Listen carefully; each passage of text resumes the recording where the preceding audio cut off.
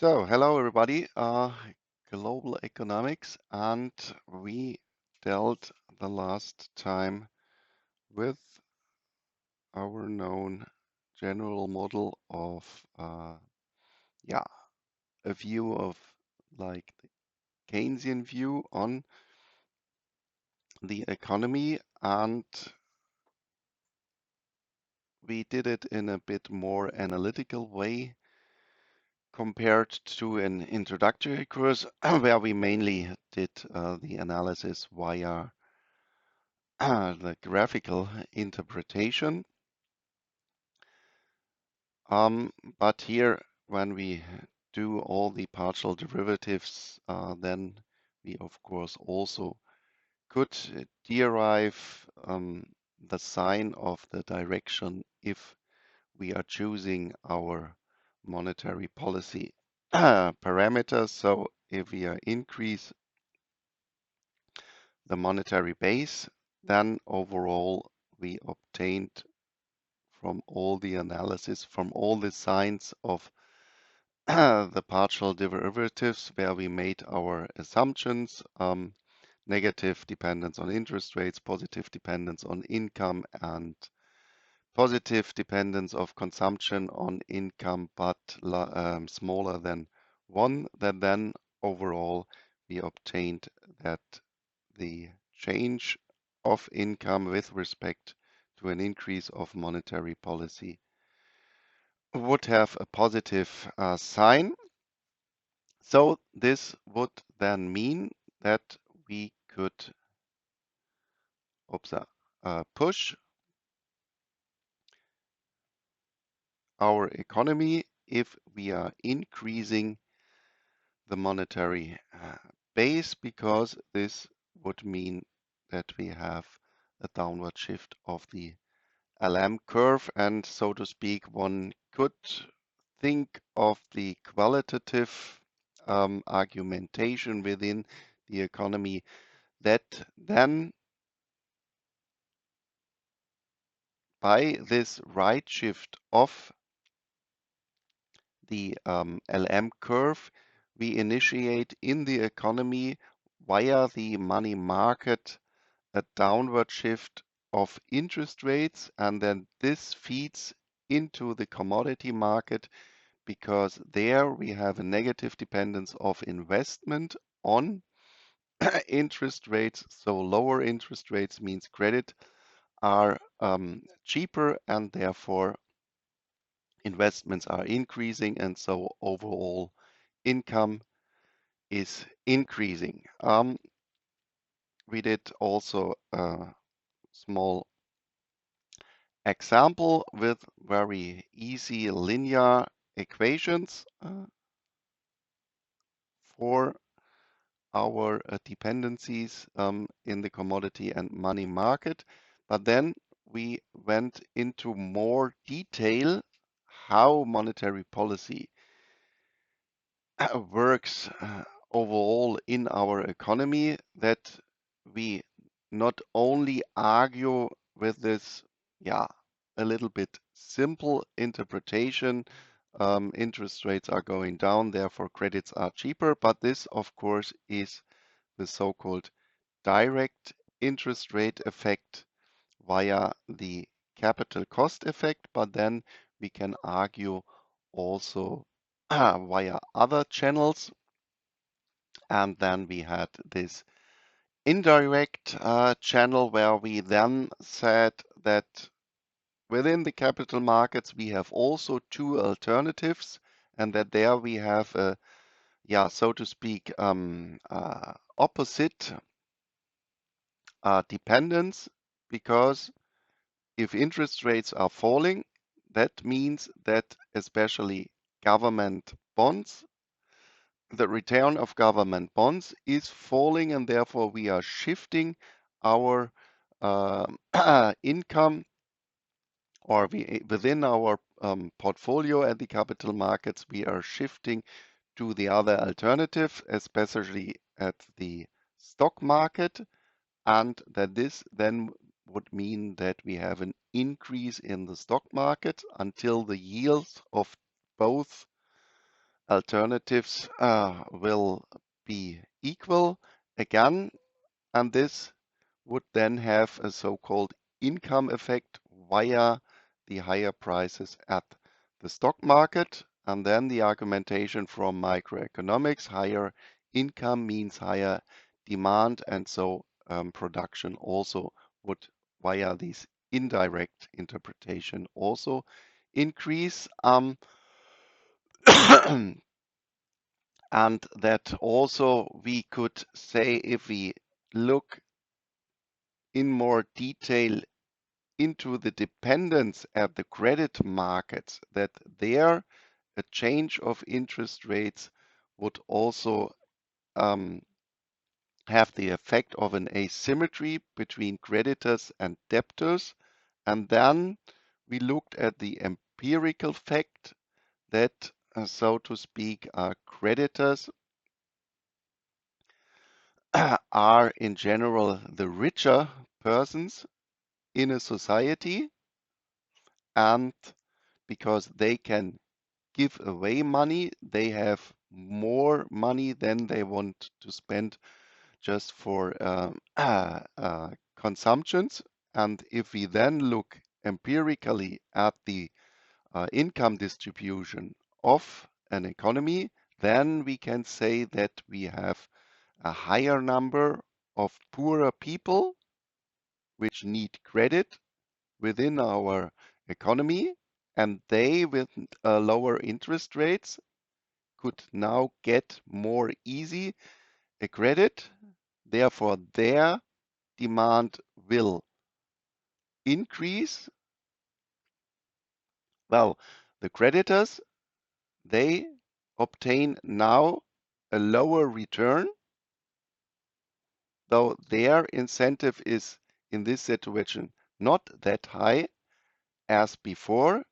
So their demand will decrease, but since empirically we have more poor people than rich people, the overall effect would be at the credit market then positive via the a relatively in an aggregate, in absolute value, larger increase of demand of the poor people compared to the rich people. And the last one was the so-called wealth effect. So wealth um, is understood as a long-term effect, and that and therefore, and in this case, we really have to say then we need a substantial decrease of interest rates, that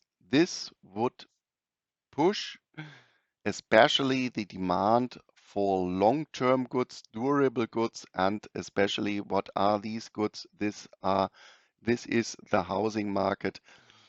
This is the real estate market where I'm investing for the next 10, 20 years. And we talked about this in macroeconomics, that this is in Germany roughly 5% of total production, and in other countries it is even higher, 10% or 15%. And if this housing market, this real estate market, if this booms, then this could really drive the whole economy, because if you start to build houses, then you need within this production process all the other intermediate goods of inputs, large machines, and so on. And therefore, this could then also push our economy. So overall, we could argue that the economy is pushed via monetary policy, increasing the monetary base through four channels in the end, in the economy. Well, this would be a very nice situation. So always, if we have a problem, start printing money and then we can push the economy.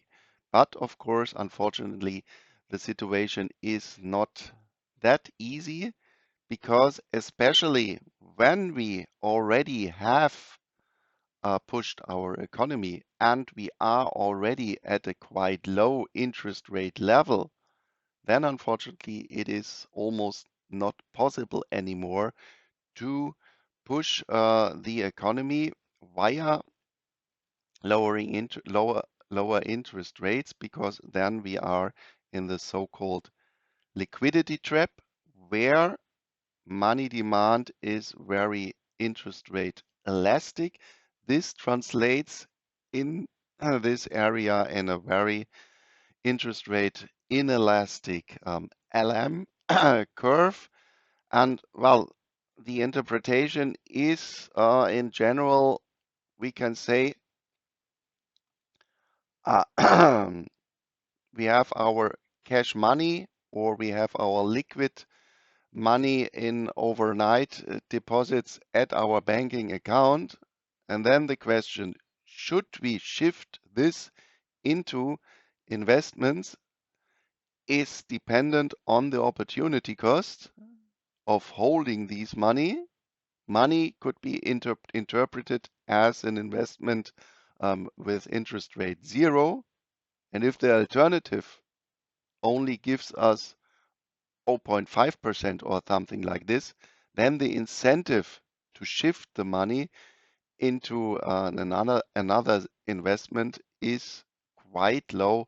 And therefore, and this we have seen almost through the 10 years between financial crisis and Corona times, that all, especially the households, kept their money at their banking account. And maybe you remember this, that in the end you got a letter from your bank and they said, well, we see that you have there 50 or 100,000 in more or less cash money at your overnight banking account.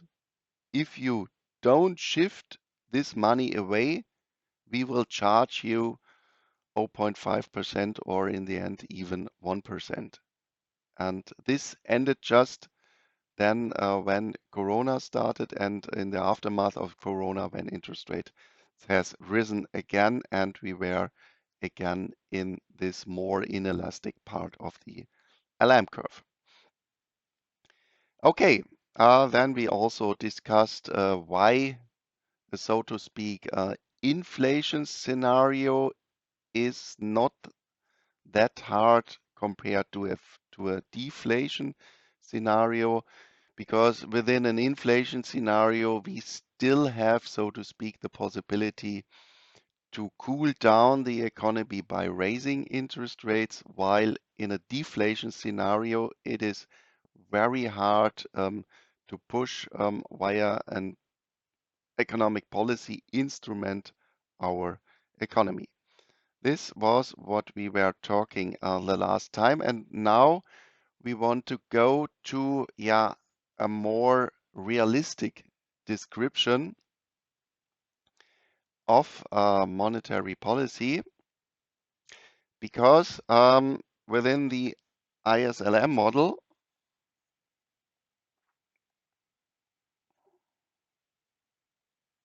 LM, IS, here the policy instrument is monetary aggregate. So to speak, what we have discussed is what happens within the economy if we start printing money. In reality, what we are looking at, if we look at the monetary policy instrument at the central bank, is the so-called key interest rate. Remember this, this is the key interest rate is the interest rate of the main refinancing operations. So by law, we say that the private banks need a specific amount of central bank money because they have to back up their balance sheet. So every week, every month, they have to go to the central bank and show that they have a specific relative to their balance sheet a specific amount of central bank money, and this central bank money they obtain for the key interest rate. And since this is a short-term interest rate, 1 week, 1 month, um, the central bank is, so to speak, mainly steering the short-term interest rate within an economy. So in practice, the monetary policy instrument is not money itself, but it is the interest rate. So we should have some function depending on the interest rate and not on the monetary aggregate to be more realistic. And yeah, keeping this in mind, there was in the 1980s a very, very famous paper where an economist, who it was, we will see at the next slide, just looked at monetary policy of a central bank in a very, very easy way. He more or less heuristically just said, well, what is a central bank doing? And there, remember, especially if we look at the ECB, there is written down that the main aim is to keep inflation just around more or less 2%. So, setting the monetary policy instrument, the short-term instrument, should therefore just depend on inflation. And therefore, he has written down an so-called reaction function of the central bank, where we have here nominal short-term interest rates I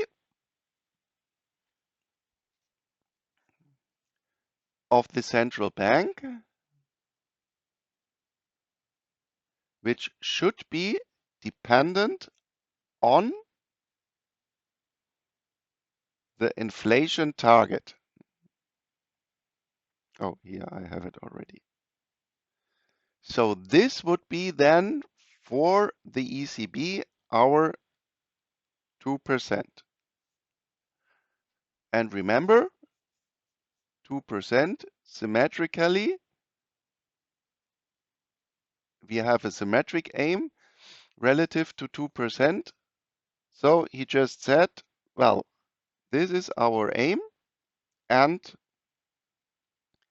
if we are deviating from this aim, so if we have a higher inflation rate than 2%, what we have to do, we have to cool down our economy, because why? We want to get the economy back in the neighborhood of 2%. And what is the main driver of inflation? This is that demand curve is shifting outward. That demand is increasing, because if demand is increasing, look at the usual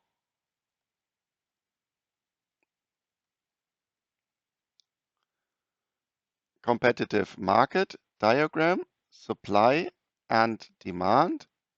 If demand is shifted outward, we obtain a push on prices P star, P star prime. So we want then to cool down the economy, pushing backward our demand. How can we do this? This we have argued already also in our ISLM model by increasing interest rates. And here you see if this is larger than 0, then our interest rate should also increase. And then remember Orkun's law and the Phillips curve. We say that in the long term, there we had a natural rate of unemployment, you remember. A natural unemployment then has translated into potential output, so the long-term performance of our economy. Well, and then, of course, we also need another parameter in long term, which then depends on this, so to speak, normal situation of our economy when we are in the situation of natural unemployment growing with the potential output increase. And on this is then dependent also the so-called long-term interest rate of our economy. And this we call here R star, the natural rate of interest. So compare with natural rate of unemployment and potential output. So this is, so to speak, the long-term equilibrium of our economy with U star and Y star, potential output, and U star, potential natural rate of interest. And of course, within our economy, what are we interested in? What really matters is always the real variables. So in this case, we calculate the difference between nominal interest rate, so I nominal interest rate, and the expected inflation. And for this, hopefully you remember the Fisher equation. Yeah, and maybe you're still writing your term papers. You could maybe also look up, or if you find some estimation for your country, for I think we started at the financial crisis, so for the last 15 years, maybe you find some estimation what is in your country natural rate of unemployment, potential GDP growth, and the natural rate of interest. Maybe you find something what is for the last 15 years assumed to be more or less the so-called normal situation. But again, to this reaction function. Until now, we just looked at the main aim of inflation.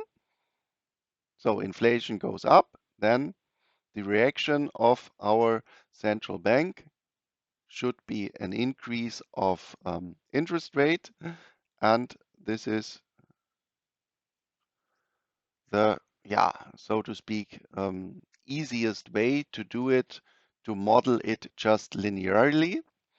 And then we say Well, the central bank is not only looking at inflation, but that they have also the overall performance of our economy in mind. So in general, they look also within the business cycle at potential output. And remember also the macro course when we talked about the yield curve of or the interpretation of the yield curve that we saw there, that in general within a boom phase the central bank would also cool down our economy, and therefore within they would also then look at a deviation from potential output. And this we also model very easily in a linear form. And then we can say, well, let's look at these two aims, inflation and output. And then the central bank has to decide how relatively important I want to look at inflation. And therefore, in front of the brackets at both targets, we have just a parameter B and C. And if this number B is very high, then of course our central bank is more or less an inflation targeter. They have a higher weight at inflation, or if C is larger than B, then they look more at the aim of the output aim. Well, and this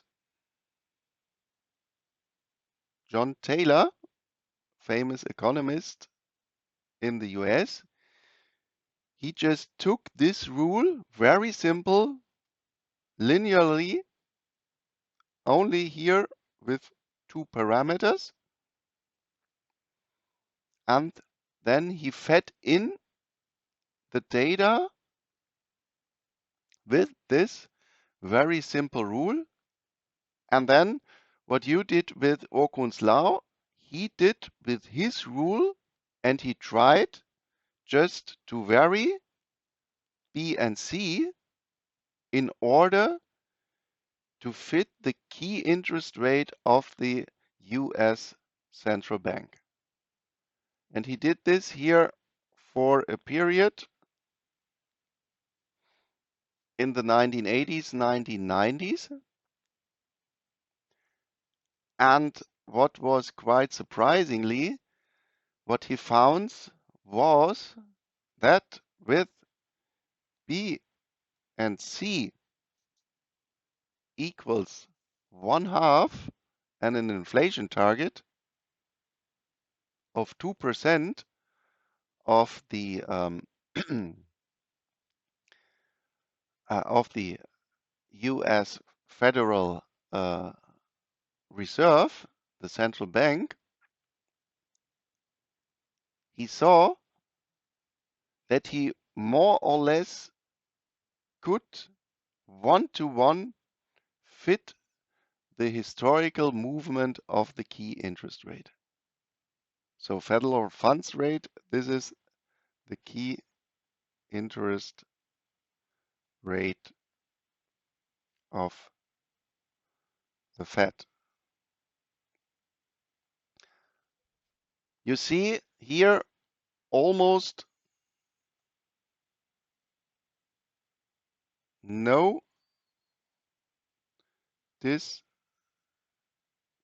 discrepancy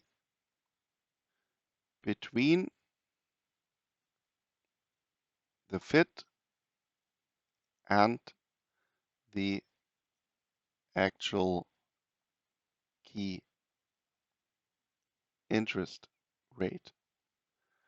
And why was it very surprising? Well, this is a very, very simple rule.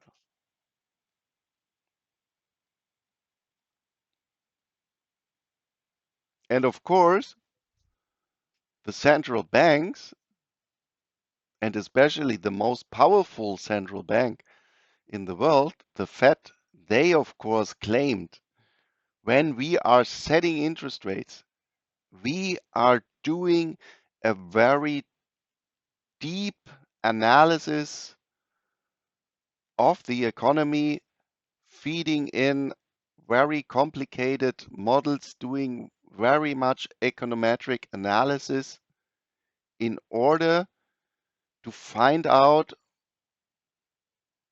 what is the best level of the key interest rate for our economy. So really, if you look at the number of people working at the Fed or the ECB, these are thousands of people doing every day deep analysis. And what this guy then just found, well, okay, I take a very, very simple linear equation, and with this, more or less, I can one-to-one forecast what you are doing. He showed in history you more or less followed just this very simple rule. Well, and therefore, we now want to do our analysis. Since we have a good argument via econometric analysis, so empirically, we found that this equation quite good fits what central banks are doing, then we can build our model now not with the LM curve, but just with this simple Taylor rule in order to model the behavior of the central bank. And this we will do now. And not very surprisingly, it changes not that much our model. Because if we take just this rule and let's write down it in a bit more simple way, that since pi star and y star are constants, we just write down the model as interest rates equal a constant times b times inflation and c times y. And if again we take the derivative of interest rates relative to income, dr dy, since we modeled it in a very easy way, in this linear way, we obtain just dr over dy is just the constant c. And what does it mean? Well, this just means that also like the LM curve, we obtain a monetary policy rule which is increasing in income. So interest rates are positively dependent on income, and this is the same dependence as we have it qualitatively in the LM curve. And this then just means that we exchange within our overall model the LM curve with our Taylor rule. And of course, in the Taylor rule, we have here also a dependence on prices. And therefore, in order to be still in this Keynesian view of the ISLM model, now having exchanged the LM curve with the Taylor rule, that still we have to admit that our model is still only looking in the short term, because then we can assume that prices are not adjusting that fast, and we can set more or less prices as constant.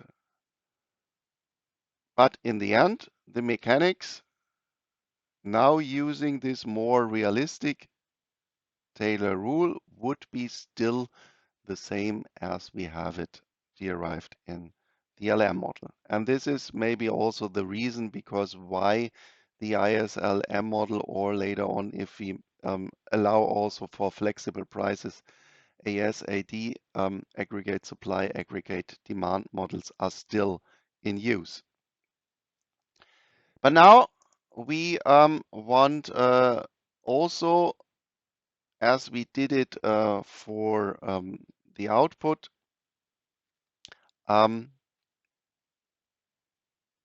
want to allow also for flexible prices. So we take again our Phillips curve, and remember, for this Phillips curve, we derive the negative dependence between inflation and unemployment. And of course, if we take the fact that unemployment is going down, this means that production is going up. That if we then look at the dependence of inflation and production, or income Y, that then we would have a positive dependence. So Phillips curve, remember,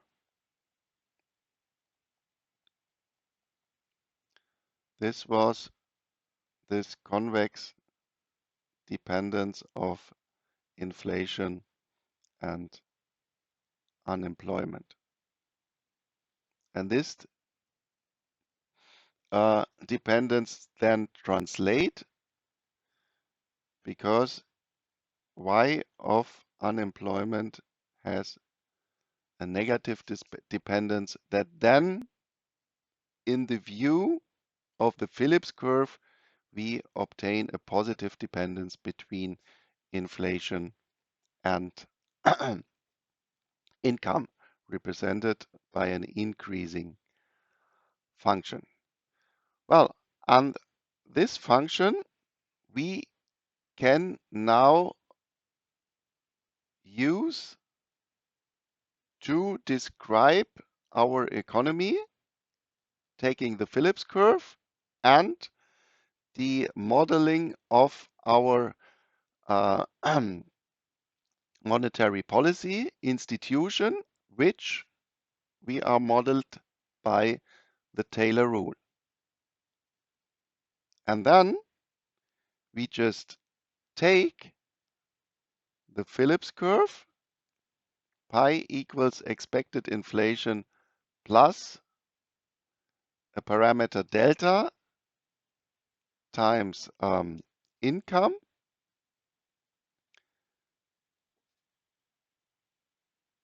This is pi from the Phillips curve. We just modify then our Taylor rule to a general monetary policy rule, where we then actually only change the parameters in front of our two targets, inflation and output. Here we have still our parameter B, but now the C in front of the target output is now changed to B times delta plus C. And since this is larger than 0 and this is larger than 0, we add a positive number to the to the former parameter C. So the overall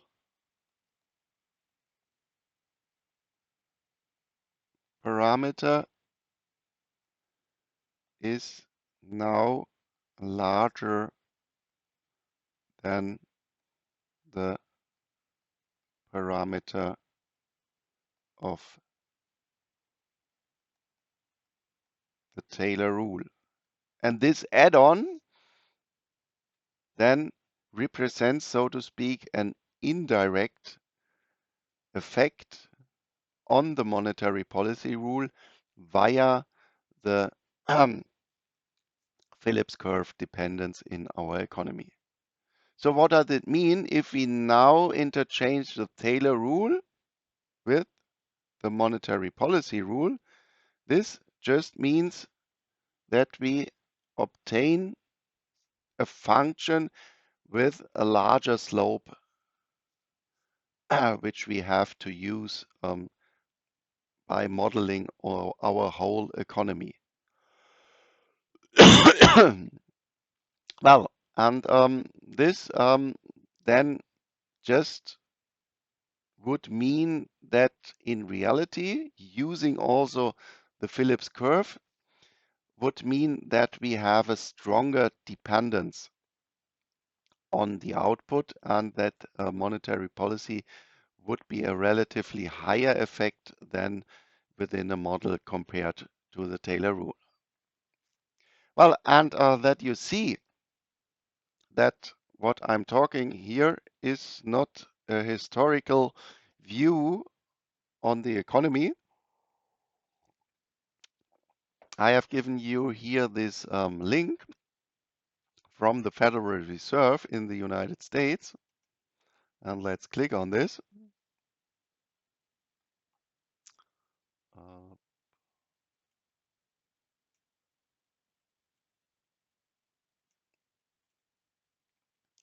and this is quite nice. Oh, how do I get this smaller? So then you see this. And this is a very nice web page from the Federal Reserve of the United States. I already mentioned that in the United States, you have not this central bank as the ECB in Frankfurt in the European Monetary Union. In the United States, you have a Federal Reserve System. So you have in Atlanta, Chicago, St. Louis, San Francisco, and New York Federal Reserve banks of the United States. But of course, the Federal Reserve in New York is the main one, which then in the end decides about the monetary policy in the US. But you have also these decentralized Federal Reserve banks, and at the Federal Reserve of Atlanta, you find this very nice tool where you directly can look up the Taylor rule with the actual data. And here you see that this is the function which is fitted, FFR, Federal Funds Rate, and there they assume also somehow a kind of a lag dependence. So they say the Federal Reserve funds rate is dependent on the Federal Funds rate in history, lagged by t minus 1 with a sensitivity parameter rho. This is weighted 1 minus rho inflation target, not inflation target. This, so to speak, here now only natural rate of interest rate, but R star plus P star is then, so to speak, the natural nominal interest rate. And then with a parameter fixed at 1.5 on the inflation target, plus a parameter beta, and this is always then fitted. This is our, with the rho, our free parameter, which is the weight of our output target. So gap means the output gap. So this is more or less with this additional lag, depending on the former federal funds rate of the former period, the same function as I showed you as a Taylor rule in our, in our lecture. And then clicking on this, we find, why not? Here it is, sorry. The actual fit of the Taylor rule and the federal funds rule. So where we have this, not alternative. So the purple line is the actual federal funds rate, and the blue line is the fit via the Taylor rule. And let's have a look in more detail. I think I can export this, download this, and this I have to, oops, again. I have to download this one and open.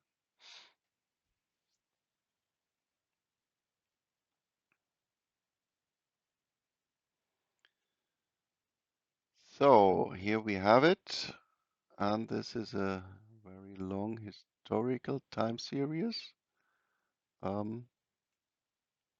Let's copy the actual federal funds rate, or let's see, the 1950s are maybe not that interesting.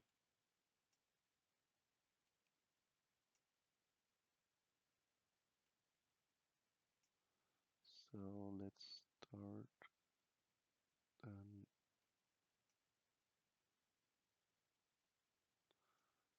this one.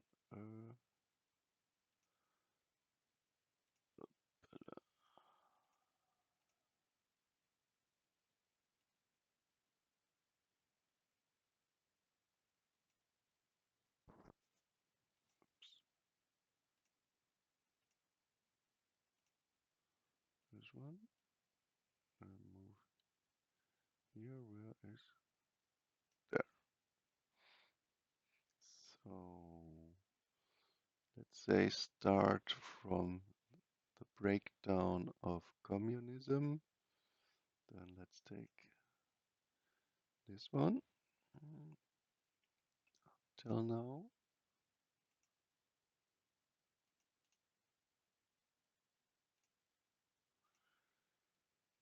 Fed funds rate, and this was starting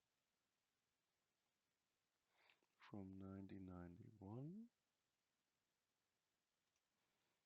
Is here.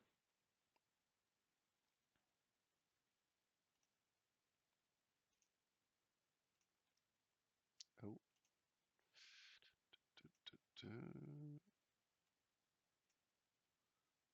Date.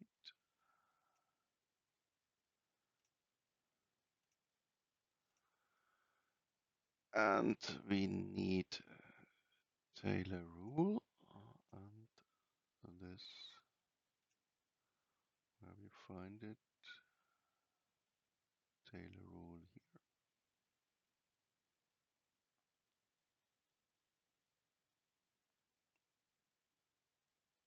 no, this was core. Oops. Let's see where it is.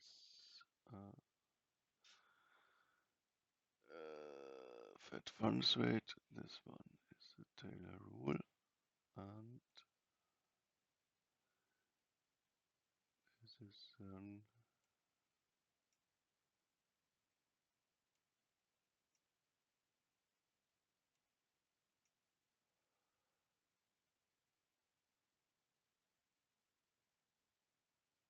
Taylor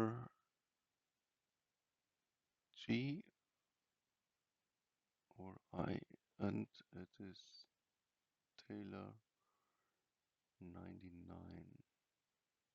So this one. So here we should find it. Let's see. There. No, why is it only starting at 2012?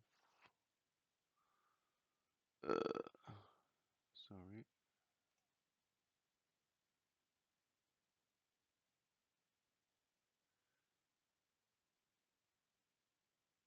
This is G. Taylor URI. Oh, 93. And it should be here and at I. Yeah. No, I is the actual Fed funds rate.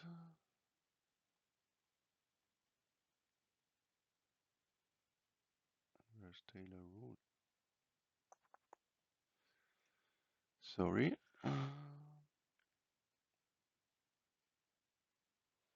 G3 until 872.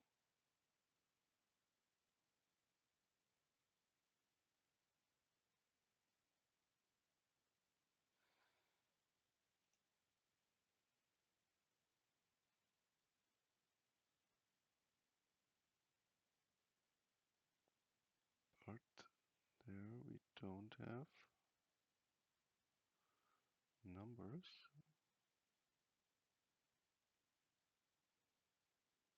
I'm a little bit puzzled.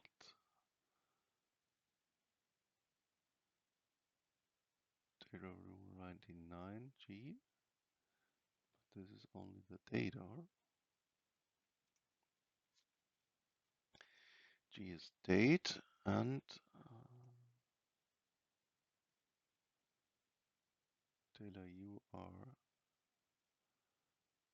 URI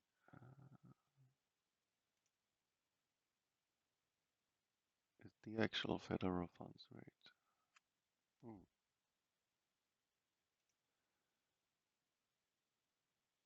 So, but anyhow, then let's do the data from 2012 in order to show you the example.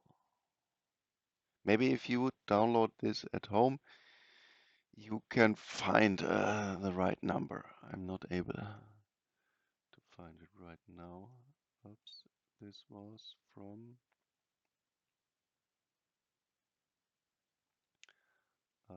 15th of August 2012. 15th of August, this one. So this is then our Taylor rule. And for example, then we could look with a descriptive analysis just at the correlation between, no, this is the wrong one, 15/8 of 2012. Sorry, we have to go here.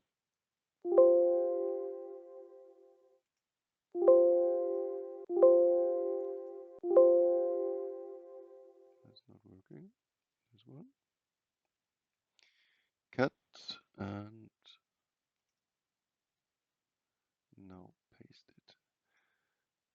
And then we don't want this, but here. So the as you did it, or you should do it for your analysis of Okun's law. Why is it longer? 8, 2012, and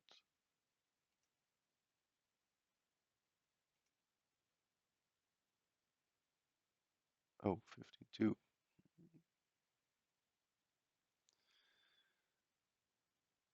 So this is all live then. Mhm.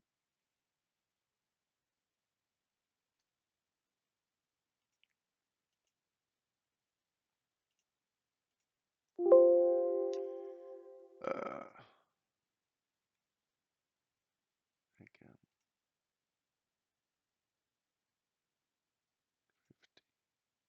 52. Sorry, I have to take this data and no, yeah, now it is in the right way. The last one we have no data, so let's also delete this. And now we can calculate the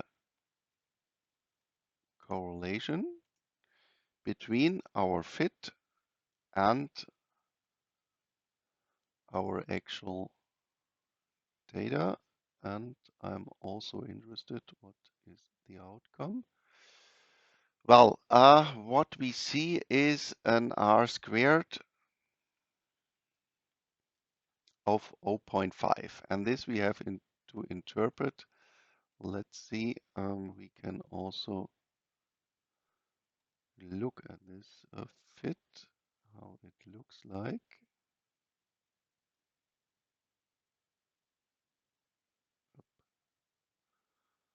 Up,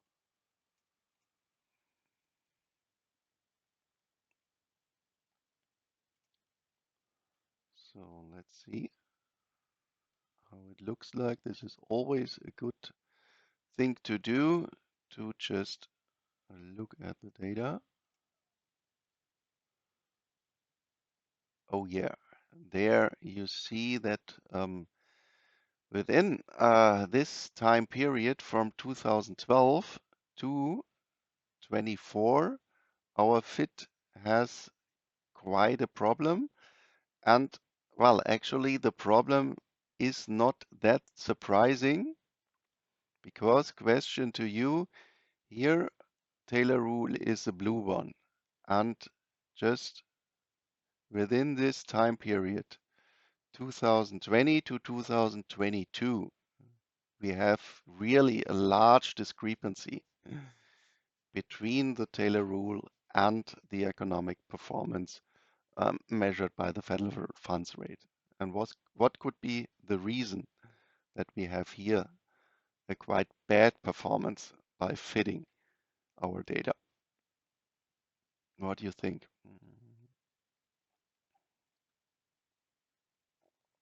Because an R squared of 0.5, yeah, it's still okay that you have some correlation, but it is not that you really say there is that these two variables are highly correlated. What is the reason?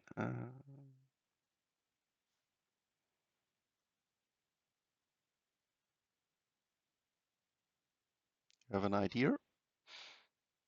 Or drinking some coffee? Well, this is just Corona times.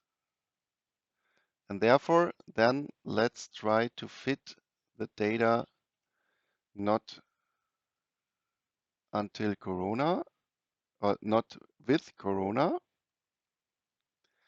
And here you are really allowed to leave this period out of your analysis, because we know that within this period we really had, yeah, a change, a dramatic change in the economic framework of our economy.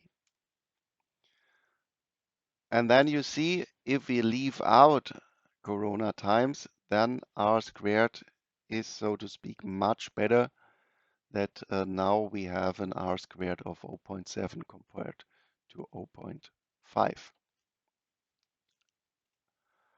Okay, that much to the Taylor rule, then we can also look at what is the difference if the parameters within our Taylor rule are changing. Then we can say, well, if we set C at 0, this would mean we do not look anymore at output, that then we are a 100% inflation targeter in our economy. And this was for quite a period the Bank of England and also the Svenska Riksbanken, the Swedish National Bank. And we can also say the difference between C of the Federal Reserve and the ECB is the main difference of these two most powerful central banks in the world, that we can say the weight of inflation is at the ECB higher compared to the United States. And with a new man in crazy man in Oval Office in the United States, even he could start to cut down the independence of the Federal Reserve, and then they would move much more in in a direction of a high value, of a high weight of output. On the other way around, this output targeting became more important, especially in these times with one crisis coming after the another crisis in very small periods. So in the last 15, 20 years, we can say that more or less every 5, 10 years, we have a huge economic crisis. And therefore, of course, we can think of that it is more important to look at the overall performance of the economy than only focusing on inflation. Yeah, then a short discussion backward in history is almost 10 years we had a real problem that interest rates were roughly 0%, so nominal interest rates. And then, of course, it is not possible anymore to shift downward nominal interest rates. So we have a nominal zero, we have had a nominal zero lower bound. And within such a scenario, when you are at very low nominal interest rates, we have very special circumstances within our economy where something crazy happens. Because then look at our Taylor rule, then something shifts here. If we cannot shift the nominal interest rate lower anymore, then this means, because then it is no policy instrument anymore, because just physically we cannot drop nominal interest rates below zero, then of course nominal interest rates just equal expected inflation rates. And this means that this rule is not anymore just an increasing line, but it is a horizontal line within this part when we can start to increase interest rates. And taking this curve together, this depends on, of course, on expected inflation, depending on the actual inflation. And the higher the actual inflation, the longer is the horizontal part. And then we have within our ISLM model the Taylor rule representing the money market, red line, IS curve, and then remember the aggregated demand curve we have derived by changing the prices, or in our case here, by changing inflation. And this means, well, if we come from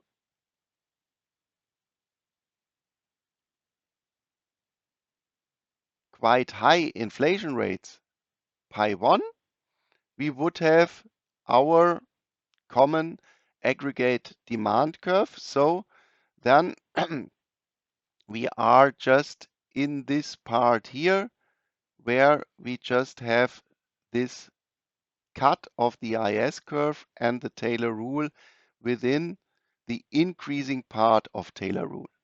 There, then we get the negative aggregate demand curve as we expected.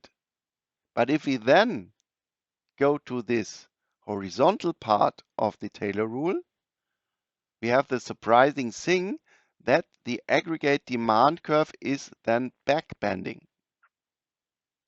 And then we have to take this aggregate demand curve together with our Phillips curve, representing also a dependence, a positive dependence between inflation and output. So this is, so to speak, the representative of aggregate supply as we have it in our had it in our introductory course. And again, we can then look what happens within our economy when we come from high inflation rates, and this shifts the Phillips curve. Sorry, this has to be a 3 down here, I see.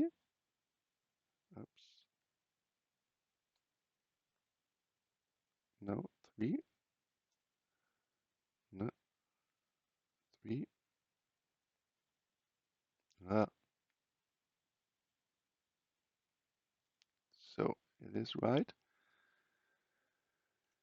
That we then would have, unfortunately, a downward cycle.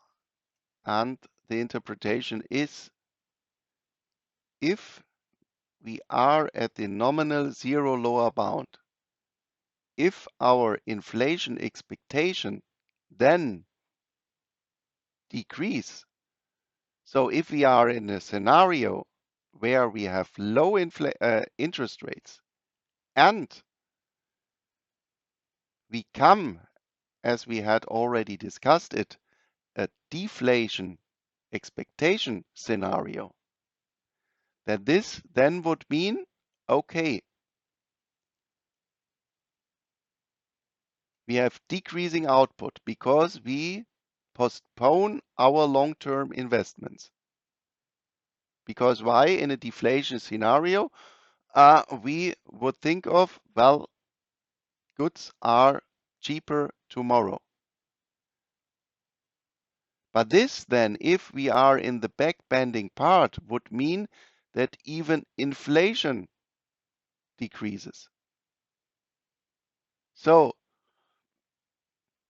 low expecting deflation rates, low output, and then in this backbending part means also our inflation expectations move downward, even become negative.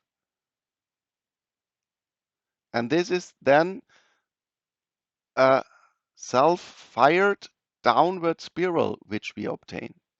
And this was more or less the reason because why the Fed Fund, the Federal Reserve, and the ECB, in between this period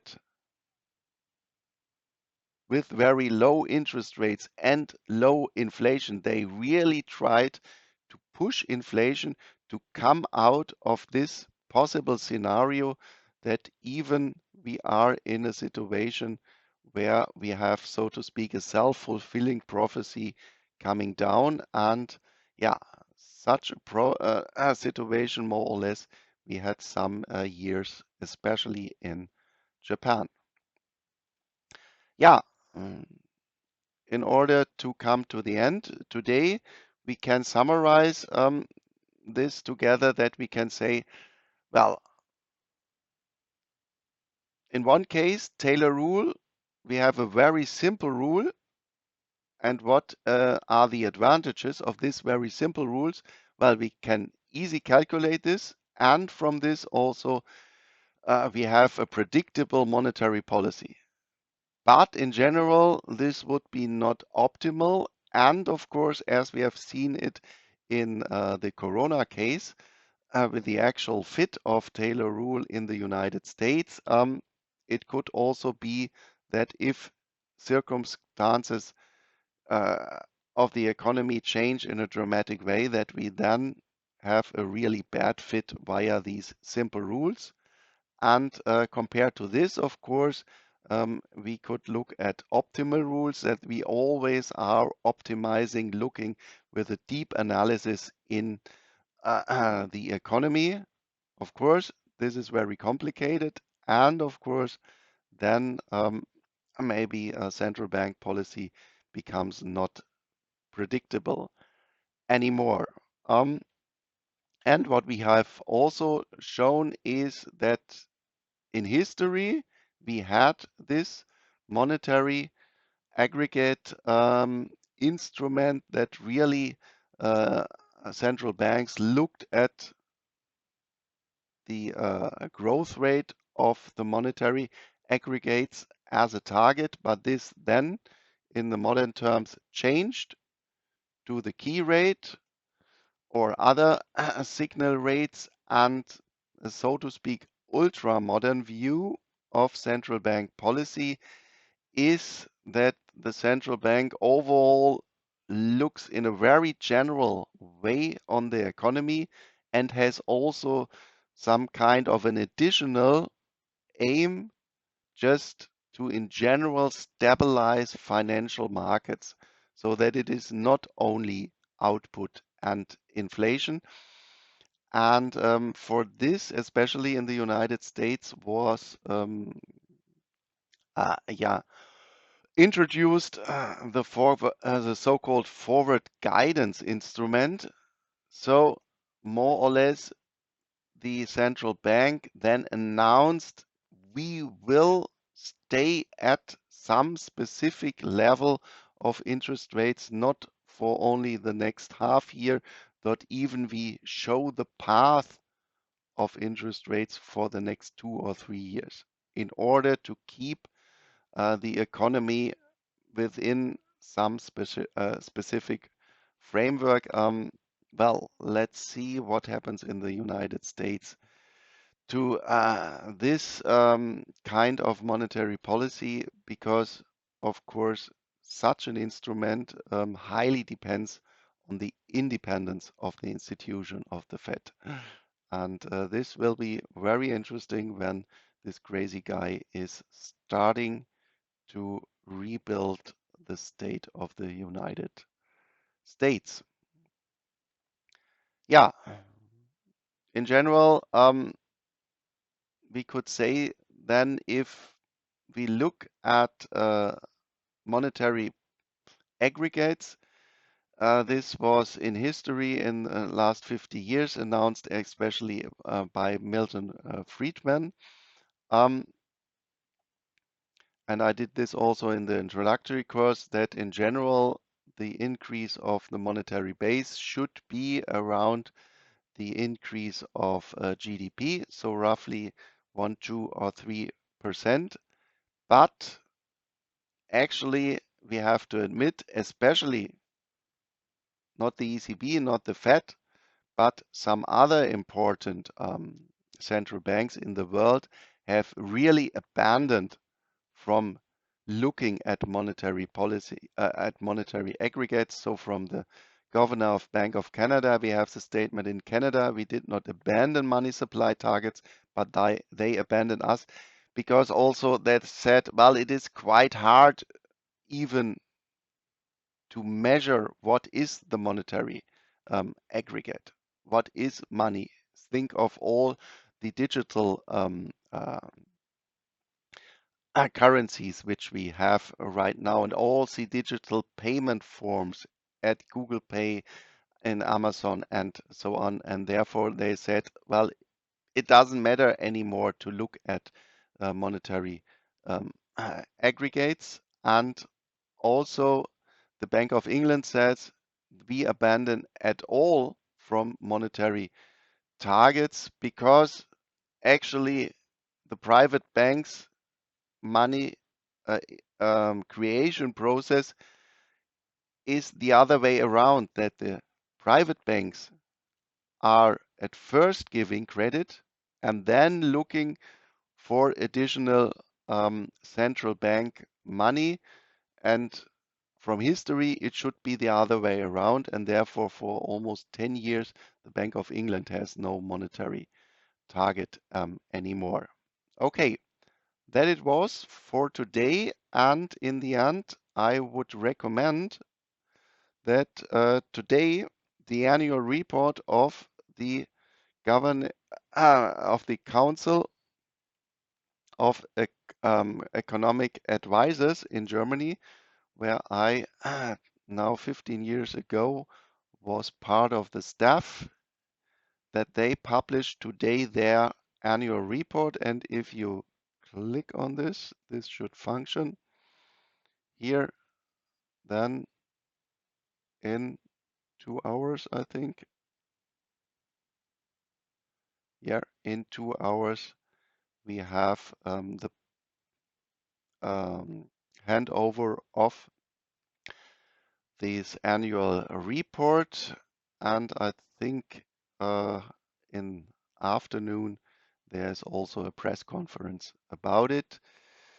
Well, and we have to say that this committee has right now not a very common view in itself. So there are very different views within this committee how an economy works. So maybe it is quite interesting if you have a look at the handover and later on the press conference. So then, thank you very much for today, because I'm going now to Berlin to the Council of Economic Advisors meeting my former colleagues. So see you then next week.